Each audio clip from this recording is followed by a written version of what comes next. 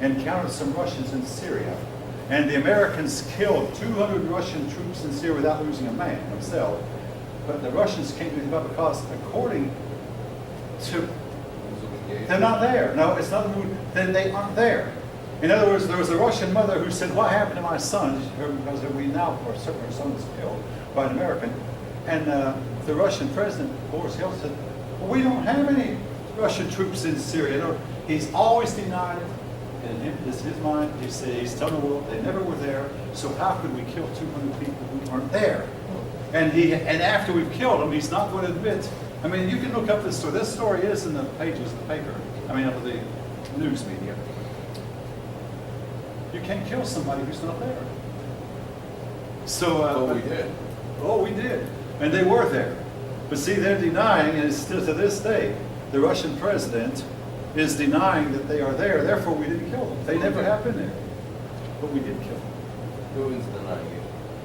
The Russian president, Boris Yeltsin. What's his name? Wait a minute, Russian, Vladimir Putin, I'm sorry. Vladimir Putin, that's what Yeah, Vladimir Putin is denying, not only the whole Kremlin.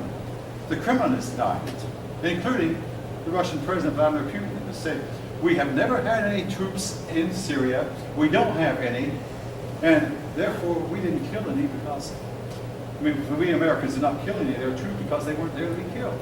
Except for one thing, we did kill them. We killed 200 of them, we know it. And one Russian mother is trying to raise her voice saying, where's my son? When I was there, he was still living. And the son is gone. Yeah, no, right. Yeah, okay. Very interesting. Again, back to something I said earlier, you can't kill someone who's not there. How long did this happen? This happened earlier this year. In Syria? In Syria, yeah, it's in Syria. Yeah, all right, anyway. Again, folks, I'm not being anti-American as much as I'm stating simply, you can't get rid of someone like Assad without someone worse taking over. Two heads and it'll be worse than, all right, now, after, oh yes. After Bush 43, the country elected Barack Obama, but I just don't feel comfortable putting into modern time.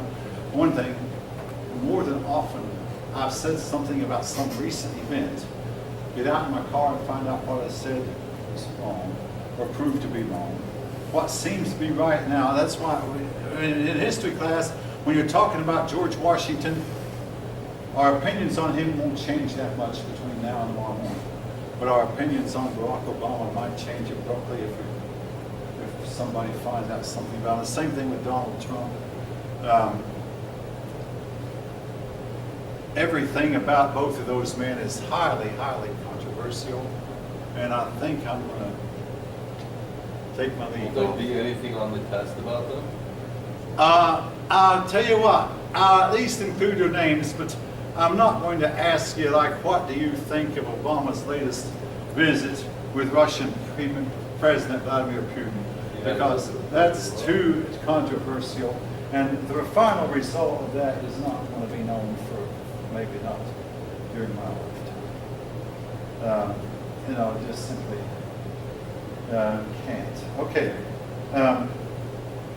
Now, what I want to discuss after a little break. And during the break, I'm going to have to go off to another building to take care of some business that involves my other class. So I'm going to have to step out. So, and they know I'm coming. Anyway, I want to discuss globalism as best as and maybe its goods and bads and what it is and what it isn't. The reason I mention it is your book does. So anyway, folk, be back in about 10 minutes. I'm going out to another building to pick up a test paper.